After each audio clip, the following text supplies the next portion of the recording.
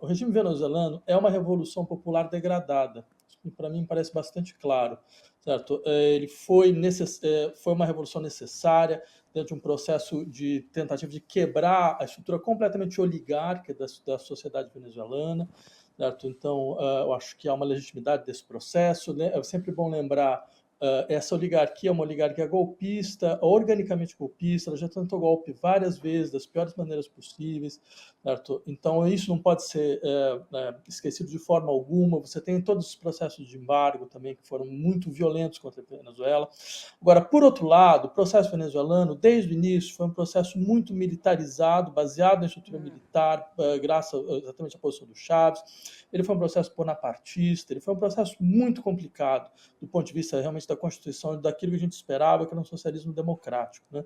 Então, que se chegue nesse ponto de impasse não me é nem um pouco estranho, porque a gente fica numa situação onde as duas posições são ruins, né, eu diria. Quer dizer, o governo Maduro é um governo que não só, em várias situações, atirou contra a sua própria população, mas ele também acabou engendrando um processo no qual praticamente 25% da população venezuelana saiu do país, né?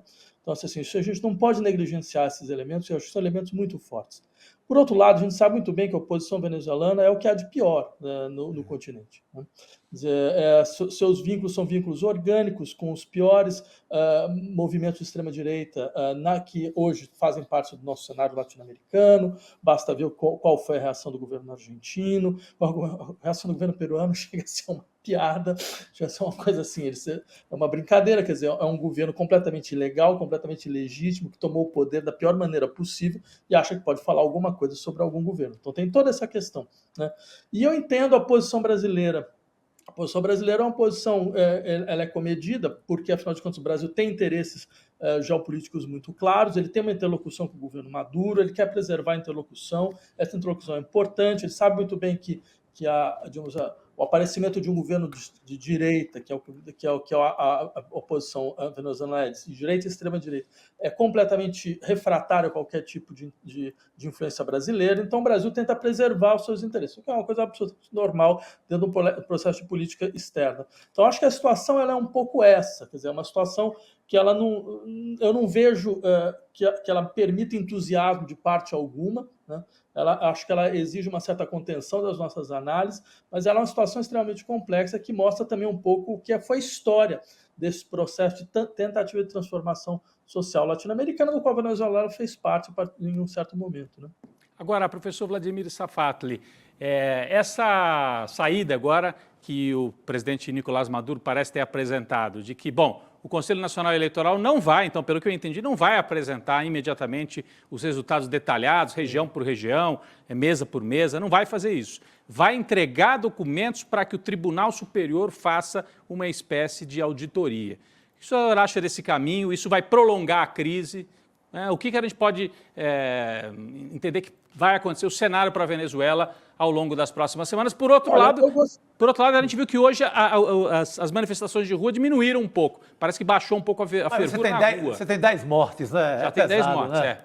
Mas é isso, o caminho nas próximas semanas. Sim.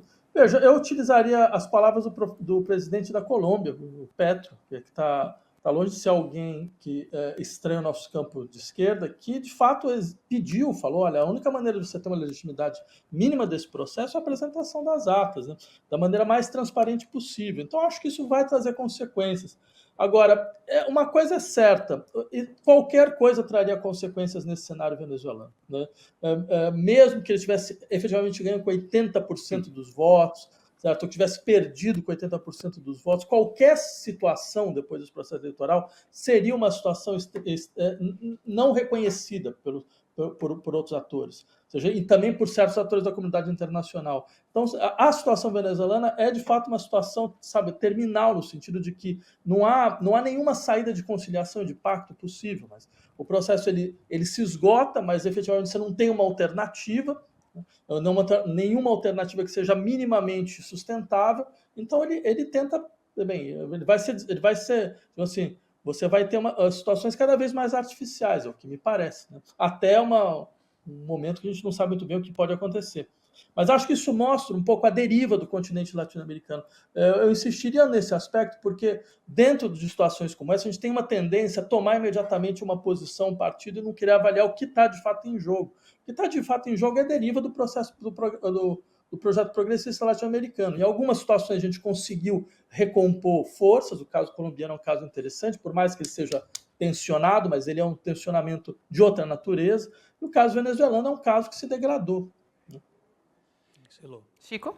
Professor, existe algum outro exemplo parecido, exemplo histórico parecido com o que vive a Venezuela? Porque é um impasse total, porque o Maduro vai levar para esse tribunal, o tribunal vai dizer que ele ganhou a eleição, a oposição vai dizer, é um tribunal chavista, não reconhecemos. OEA, o Centro-Carter, todo mundo vai manter na mesma posição, ou seja, não tem saída. Não tem ainda por cima, eu diria, ainda tem um elemento terrivelmente complicador, que é a opinião, as forças internacionais, né, elas agem para a desestabilização do governo venezuelano, isso é claro, né?